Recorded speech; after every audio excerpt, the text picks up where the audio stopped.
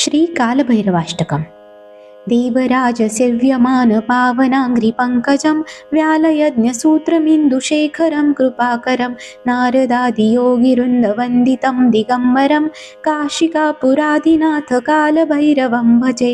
भानुकोटिभास्वरं भवाब्धितारकं परं नीलकण्ठमीप्सितार्थदायकं त्रिलोचनं कालकालमम्बुजाक्षमक्षशूलमक्षरं काशिकापुरादिनाथ कालभैरवं भजे। शूलटङ्कपाशदण्डपाणिमादिकारणं श्यामकायमादिदेवमक्षरं निरामयं भीमविक्रमं प्रभुं विचित्रताण्डवप्रियं काशिकापुरादिनाथ कालभैरवं भजे।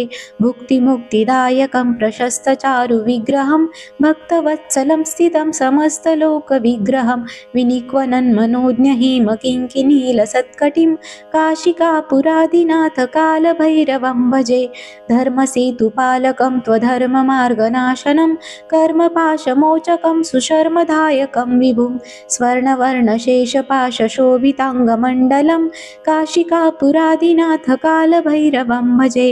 रत्नपादुकाप्रभाभिरामपादयुग्मकं नित्यमद्वितीयमिष्टदैवतं निरञ्जनं मृत्युदर्पनाशनं करालदंश्रमोक्षणं काशिकापुरादिनाथ कालभैरवं भजे।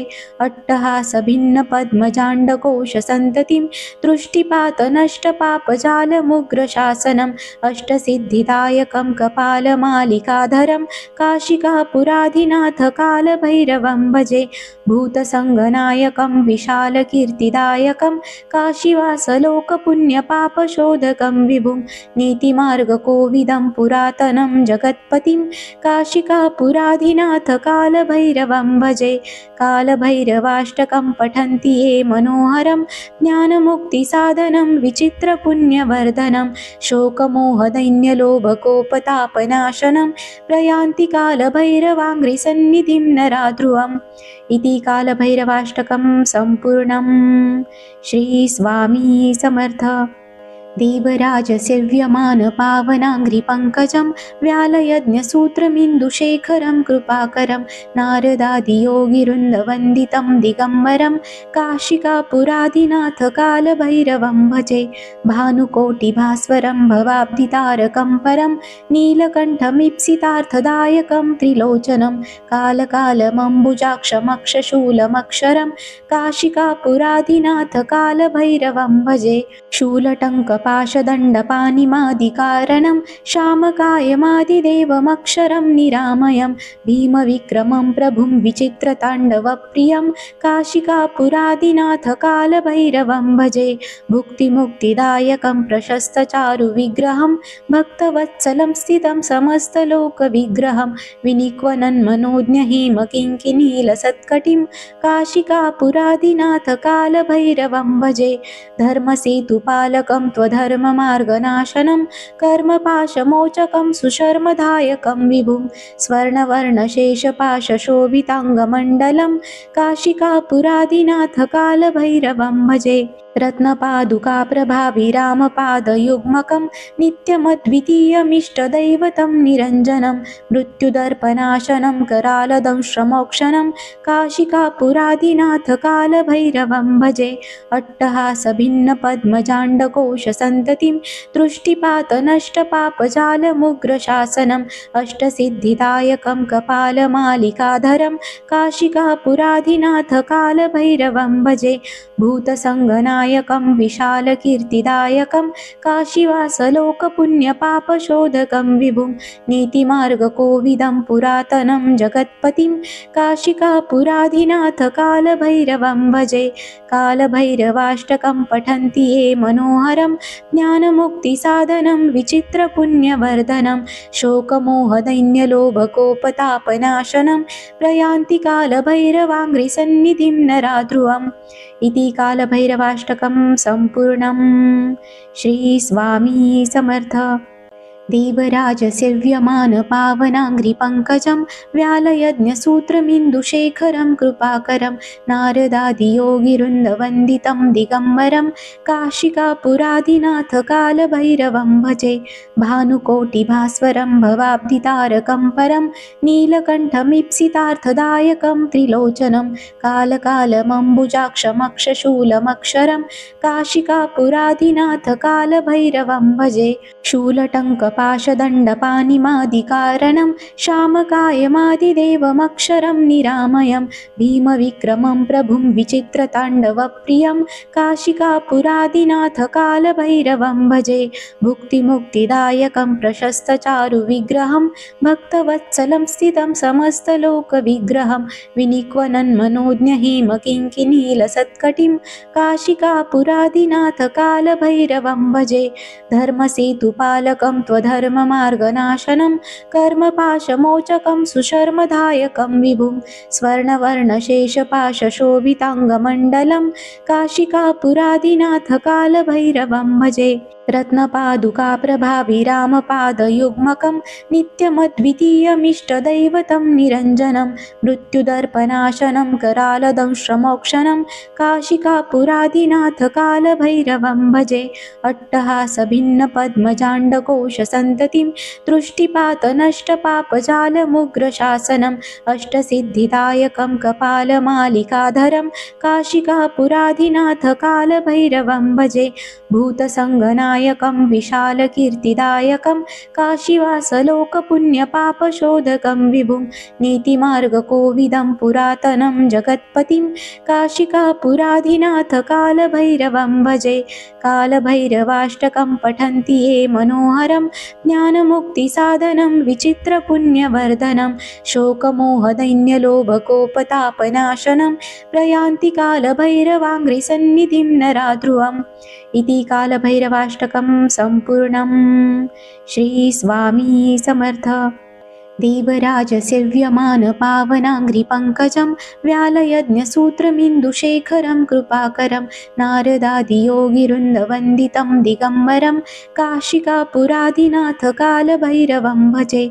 भानुकोटिभास्वरं भवाब्धितारकं परं नीलकण्ठमीप्सितार्थदायकं त्रिलोचनं कालकालमम्बुजाक्षमक्षशूलमक्षरं काशिकापुरादिनाथकालभैरवं भजे। शूलटङ्कपाशदण्डपाणिमादिकारणं श्यामकायमादिदेवमक्षरं निरामयं भीमविक्रमं प्रभुं विचित्रताण्डवप्रियं काशिकापुरादिनाथकालभैरवं भजे। भुक्तिमुक्तिदायकं प्रशस्तचारुविग्रहं भक्तवत्सलं स्थितं समस्तलोकविग्रहं विनिक्वनन्मनोज्ञहेमकिङ्किनीलसत्कटिं काशिकापुरादिनाथकालभैरवं भजे। धर्मसेतुपालकं त्वधर्ममार्गनाशनं कर्मपाशमोचकं सुशर्मदायकं विभुं स्वर्णवर्णशेषपाशशोभिताङ्गमण्डलं काशिकापुरादिनाथकालभैरवं भजे। रत्नपादुकाप्रभाभिरामपादयुग्मकं नित्यमद्वितीयमिष्टदैवतं निरञ्जनं मृत्युदर्पनाशनं करालदंश्रमोक्षणं काशिकापुरादिनाथकालभैरवं भजे। अट्टहासभिन्नपद्मजाण्डकोशसन्ततिं दृष्टिपातनष्टपापजालमुग्रशासनम् अष्टसिद्धिदायकं कपालमालिकाधरं काशिकापुरादिनाथकालभैरवं भजे। भूतसङ्गनायकं विशालकीर्तिदायकं काशीवासलोकपुण्यपापशोधकं विभुं नीतिमार्गकोविदं पुरातनं जगत्पतिं काशिकापुरादिनाथकालभैरवं भजे। कालभैरवाष्टकं पठन्ति ये मनोहरं ज्ञानमुक्तिसाधनं विचित्रपुण्यवर्धनं शोकमोहदैन्यलोभकोपतापनाशनं प्रयान्ति कालभैरवाङ्घ्रिसन्निधिं नराध्रुवम्। इति कालभैरवाष्टकं सम्पूर्णम्। श्रीस्वामी समर्थ। देवराजसेव्यमानपावनाङ्घ्रिपङ्कजं व्यालयज्ञसूत्रमिन्दुशेखरं कृपाकरं नारदादियोगिवृन्दवन्दितं दिगम्बरं काशिकापुरादिनाथकालभैरवं भजे। भानुकोटिभास्वरं भवाब्धितारकं परं नीलकण्ठमीप्सितार्थदायकं त्रिलोचनं कालकालमम्बुजाक्षमक्षशूलमक्षरं काशिकापुरादिनाथकालभैरवं भजे। शूलटङ्कपाशदण्डपाणिमादिकारणं श्यामकायमादिदेवमक्षरं निरामयं भीमविक्रमं प्रभुं विचित्रताण्डवप्रियं काशिकापुरादिनाथकालभैरवं भजे। भुक्तिमुक्तिदायकं प्रशस्तचारुविग्रहं भक्तवत्सलं स्थितं समस्तलोकविग्रहं विनिक्वनन्मनोज्ञहेमकिङ्किणीलसत्कटिं काशिकापुरादिनाथकालभैरवं भजे। धर्मसेतुपालकं त्वधर्ममार्गनाशनं कर्मपाशमोचकं सुशर्मदायकं विभुं स्वर्णवर्णशेषपाशशोभिताङ्गमण्डलं काशिकापुरादिनाथकालभैरवं भजे। रत्नपादुकाप्रभाभिरामपादयुग्मकं नित्यमद्वितीयमिष्टदैवतं निरञ्जनं मृत्युदर्पनाशनं करालदंश्रमोक्षणं काशिकापुरादिनाथकालभैरवं भजे। अट्टहासभिन्नपद्मजाण्डकोशसन्ततिं दृष्टिपातनष्टपापजालमुग्रशासनम् अष्टसिद्धिदायकं कपालमालिकाधरं काशिकापुरादिनाथकालभैरवं भजे। भूतसङ्गनायकं विशालकीर्तिदायकं काशीवासलोकपुण्यपापशोधकं विभुं नीतिमार्गकोविदं पुरातनं जगत्पतिं काशिकापुरादिनाथकालभैरवं भजे। कालभैरवाष्टकं पठन्ति ये मनोहरं ज्ञानमुक्तिसाधनं विचित्रपुण्यवर्धनं शोकमोहदैन्यलोभकोपतापनाशनं प्रयान्ति कालभैरवाङ्घ्रिसन्निधिं नराध्रुवम्। इति कालभैरवाष्टकं सम्पूर्णम्। श्रीस्वामी समर्थ।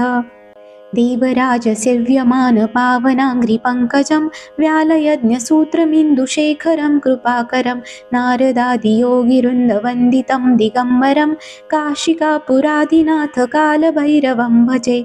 भानुकोटिभास्वरं भवाब्धितारकं परं नीलकण्ठमीप्सितार्थदायकं त्रिलोचनं कालकालमम्बुजाक्षमक्षशूलमक्षरं काशिकापुरादिनाथकालभैरवं भजे। शूलटङ्कपाशदण्डपाणिमादिकारणं श्यामकायमादिदेवमक्षरं निरामयं भीमविक्रमं प्रभुं विचित्रताण्डवप्रियं काशिकापुरादिनाथकालभैरवं भजे।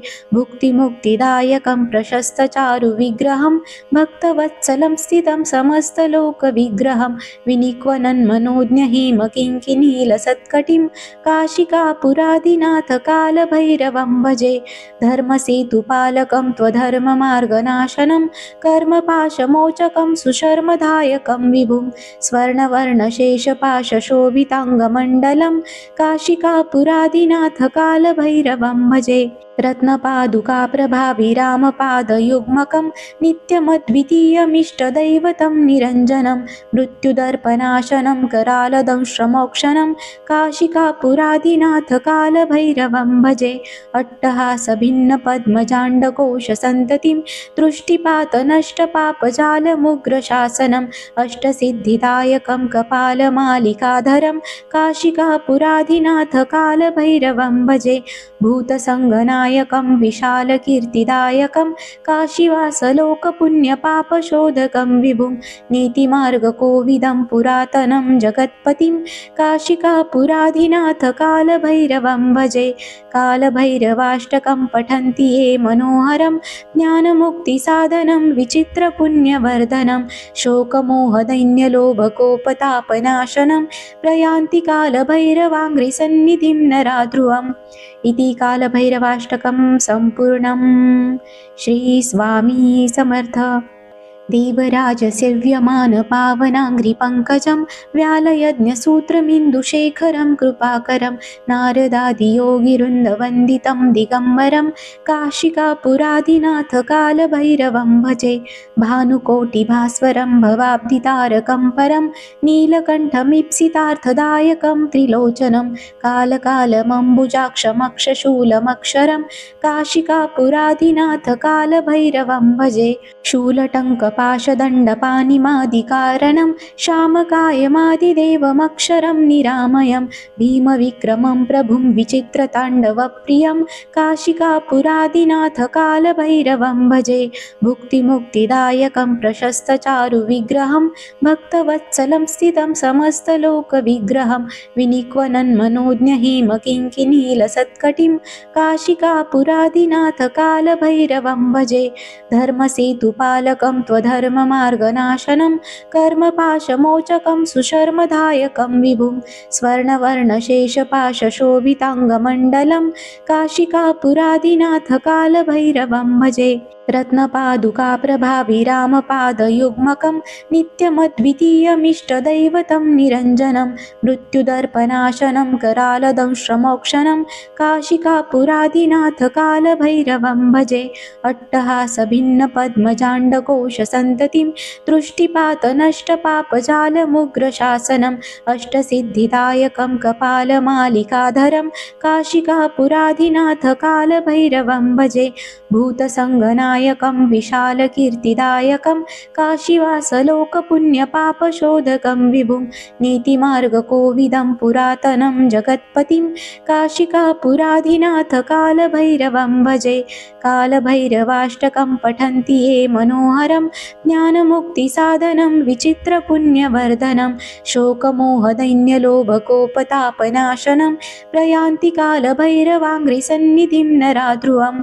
इति कालभैरवाष्टकं सम्पूर्णम्। श्रीस्वामी समर्थ। देवराजसेव्यमानपावनाङ्घ्रिपङ्कजं व्यालयज्ञसूत्रमिन्दुशेखरं कृपाकरं नारदादियोगिवृन्दवन्दितं दिगम्बरं काशिकापुरादिनाथकालभैरवं भजे। भानुकोटिभास्वरं भवाब्धितारकं परं नीलकण्ठमीप्सितार्थदायकं त्रिलोचनं कालकालमम्बुजाक्षमक्षशूलमक्षरं काशिकापुरादिनाथकालभैरवं भजे। शूलटङ्कपाशदण्डपाणिमादिकारणं श्यामकायमादिदेवमक्षरं निरामयं भीमविक्रमं प्रभुं विचित्रताण्डवप्रियं काशिकापुरादिनाथकालभैरवं भजे। भुक्तिमुक्तिदायकं प्रशस्तचारुविग्रहं भक्तवत्सलं स्थितं समस्तलोकविग्रहं विनिक्वनन्मनोज्ञहिमकिङ्किनीलसत्कटिं काशिकापुरादिनाथकालभैरवं भजे। धर्मसेतुपालकं त्वधर्ममार्गनाशनं कर्मपाशमोचकं सुशर्मदायकं विभुं स्वर्णवर्णशेषपाशशोभिताङ्गमण्डलं काशिकापुरादिनाथकालभैरवं भजे। रत्नपादुकाप्रभाभिरामपादयुग्मकं नित्यमद्वितीयमिष्टदैवतं निरञ्जनं मृत्युदर्पनाशनं करालदंश्रमोक्षणं काशिकापुरादिनाथकालभैरवं भजे। अट्टहासभिन्नपद्मजाण्डकोशसन्ततिं दृष्टिपातनष्टपापजालमुग्रशासनम् अष्टसिद्धिदायकं कपालमालिकाधरं काशिकापुरादिनाथकालभैरवं भजे। भूतसङ्गनायकं विशालकीर्तिदायकं काशीवासलोकपुण्यपापशोधकं विभुं नीतिमार्गकोविदं पुरातनं जगत्पतिं काशिकापुरादिनाथकालभैरवं भजे। कालभैरवाष्टकं पठन्ति ये मनोहरं ज्ञानमुक्तिसाधनं विचित्रपुण्यवर्धनं शोकमोहदैन्यलोभकोपतापनाशनं प्रयान्ति कालभैरवाङ्घ्रिसन्निधिं नराध्रुवम्। इति कालभैरवाष्टकं सम्पूर्णम्। श्रीस्वामी समर्थ। देवराजसेव्यमानपावनाङ्घ्रिपङ्कजं व्यालयज्ञसूत्रमिन्दुशेखरं कृपाकरं नारदादियोगिवृन्दवन्दितं दिगम्बरं काशिकापुरादिनाथकालभैरवं भजे। भानुकोटिभास्वरं भवाब्धितारकं परं नीलकण्ठमीप्सितार्थदायकं त्रिलोचनं कालकालमम्बुजाक्षमक्षशूलमक्षरं काशिकापुरादिनाथकालभैरवं भजे।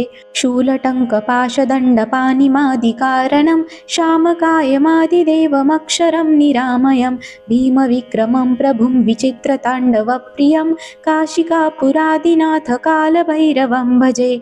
भुक्तिमुक्तिदायकं प्रशस्तचारुविग्रहं भक्तवत्सलं स्थितं समस्तलोकविग्रहं विनिक्वनन्मनोज्ञहेमकिङ्किणीलसत्कटिं काशिकापुरादिनाथकालभैरवं भजे।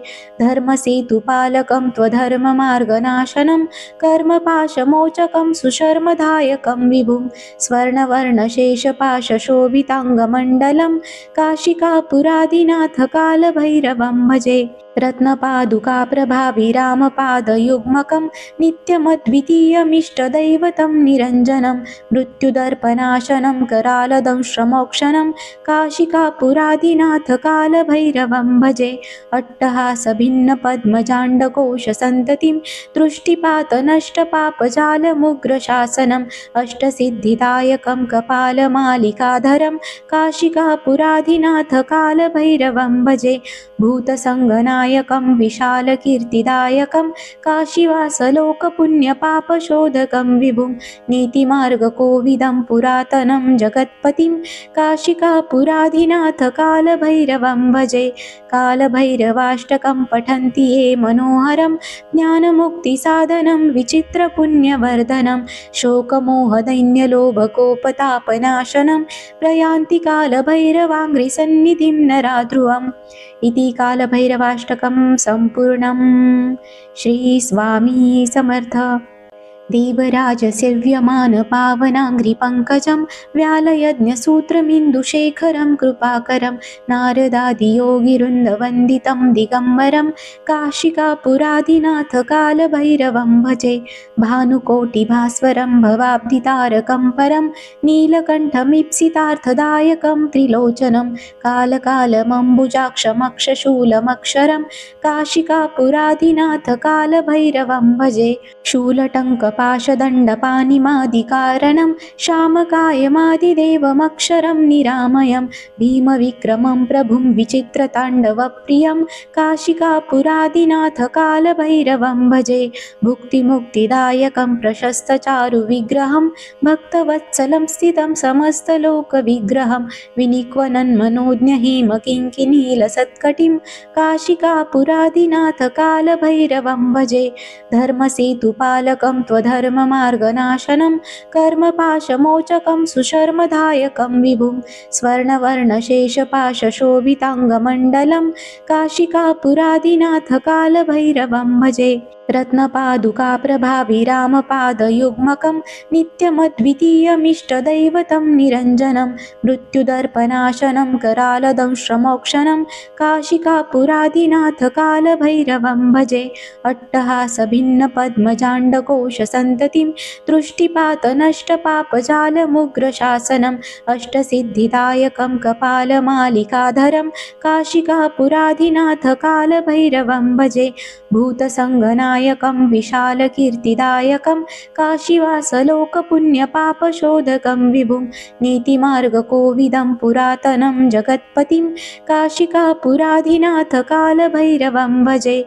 कालभैरवाष्टकं पठन्ति ये मनोहरं ज्ञानमुक्तिसाधनं विचित्रपुण्यवर्धनं शोकमोहदैन्यलोभकोपतापनाशनं प्रयान्ति कालभैरवाङ्घ्रिसन्निधिं नराध्रुवम्। इति कालभैरवाष्टकं सम्पूर्णम्। श्रीस्वामी समर्थ।